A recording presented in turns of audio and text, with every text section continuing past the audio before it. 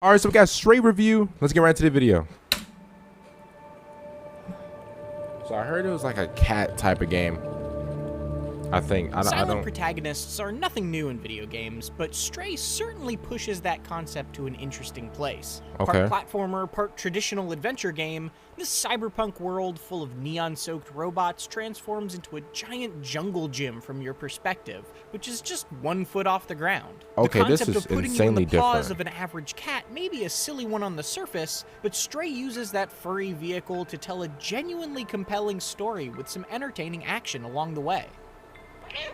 Not all of its ideas land on their feet, but it was impossible to shake the fuzzy feeling it gave me right from the adorable opening minutes. Huh. So this is how it's looking? To be perfectly clear, you're not a magic cat in Stray. Not a mutated sci-fi cat, not some kind of sentient super cat. Just a normal, cute cat. Albeit one that displays the sort of intelligent awareness we all like to pretend our own cats might have when we're not looking.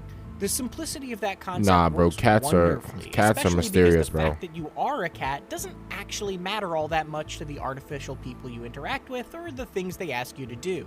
The robotic denizens of this cyberpunk world generally talk to you like they would anybody else, and the only way it's ever really relevant to the story or the action is when you can fit into tight spaces they can't.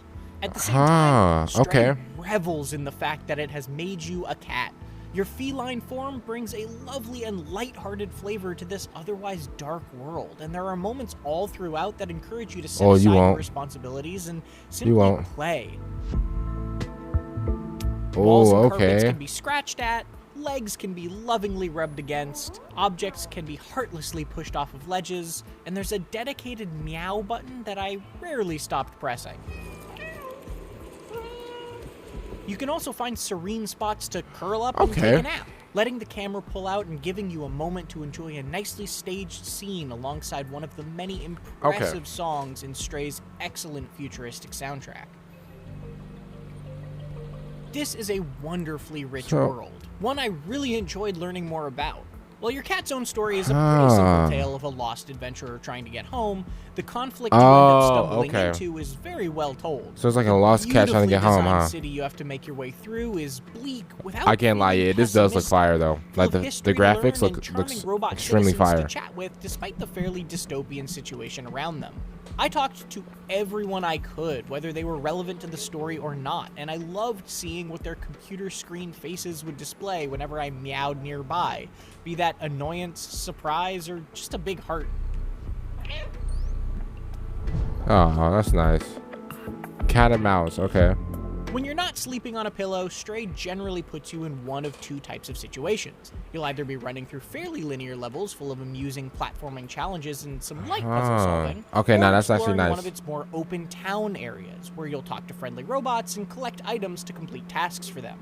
The former sections almost reminded me of something like a 3D version of 2016's Inside. Now this does look nice though. Simple obstacles being elevated by the exemplary atmosphere built around them. Bro, cats have like amazing like agility, bro. A genre more akin to a point-and-click bro, like adventure cats game, can jump up to anything, in this case, bro. Your pointer is a cat. In either case, moving around as a cat isn't always quite as fluid as I hoped it would be. Oh, really? It's fun to scamper up air conditioners mounted to the sides of buildings or walk along railings, but you don't actually have a dedicated jump button to do any of that with. Really? Instead, you can press a button to hop to predetermined interactable spots automatically when prompted. That means the only difficulty associated with any of the platforming is lining up the right position to hop to the spot. Hey, that cat's fast though. You don't always move with the nimbleness of a cat once you do. Though that's partly the fault of the movement animations themselves, which can be noticeably stiff at times. But the more linear sections are still quite enjoyable despite their straightforward ease, kept interesting to the end of the 5 hours it took me to beat Stray by constantly introducing fresh ideas. Oh, it took you 5 hours to beat it, so it's not really that big of a. I mean, it is a big. Away from mutated creatures called Zerks, stealth sections. Ooh, not alright. Now that's my type of mission. I like, bro. The enemy AI to your advantage. Not so you're just running away from stuff. I like that.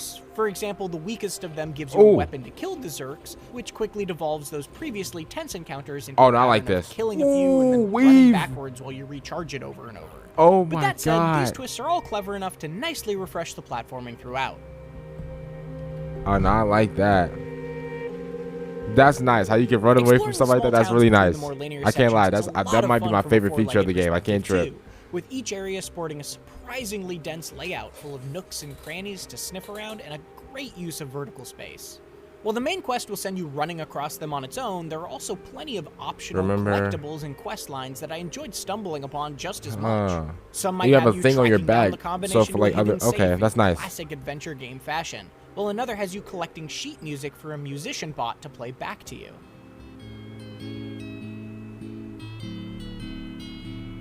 Oh, okay. And some collectibles are hidden well enough that I didn't quite manage to uncover them all on my first playthrough. So there's definitely at least a bit more than 5 hours worth of stuff to do. Hey, got the can of Sprite. Okay. Every last secret. Assisting you with the less paw-friendly tasks is BlueTwelve, an equally adorable floating robot companion who hangs out in your backpack. Okay. BlueTwelve accompanies your cat for most of the campaign, and the relationship that forms between them is a nice cornerstone for the plot as a whole. This is as much BlueTwelve's story as it is the cat's. Even more so, honestly, making your cat feel more like a furry avatar in someone else's tail a lot of the time. That's not necessarily a bad thing, though, and the writing for BlueTwelve and the rest of the robots you meet is more than good enough to make why is the cat hitting it? Cats are so evil, bro. BlueTwelve doesn't get all of the interactive glory either, as I enjoyed when initially superfluous cat actions were occasionally repurposed into actual game mechanics. Okay, so this cat's just doing everything, huh? He could jump on top of air conditioners and buildings and knock the stove over. Later on, the meow button I had been incessantly pressing with no consequences up until that point could suddenly alert a guard to my presence. Which would have been dire if I hadn't been appropriately hiding in a cardboard box. Again, none of these tricks were ever very complex or challenging, but they were entertaining all the same. Bro, they were on straight drugs, bro, when they heard that meow, bro. Endearingly hopeful cyberpunk world, and that's thanks in no small part to the fact that you're playing as an adorable cat the whole time. Is this based off of cyberpunk and puzzles or no? With item hunting quests is balanced or very the developers well of cyberpunk story. Make this game. I wish my movement was a little bit more nimble during that time, I still loved hopping across rooftops and scampering through back alleys to find its well-hidden secrets. The new ideas it introduces along the way help keep things fresh, even if not all of those ideas work quite as well as others. Not like this, how you can like go through different stuff and like curling up into a ball and taking a cat nap. Stray does a great job of setting itself apart in a way that feels like more than just a novelty. Who are the developers of this game, of Stray? And for everything else, keep it right here on IGN.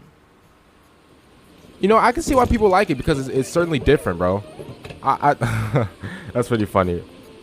But hey, man, honestly, this seems like a really nice game to play. But I'm gonna be honest, it's different. I've never heard of a cat protagonist before, but this actually seems like a pretty cool game. Hope you guys enjoyed my reaction to the video. Make sure you guys subscribe to the channel, like the video. I'll see you guys later for the next one. I'm out, and peace.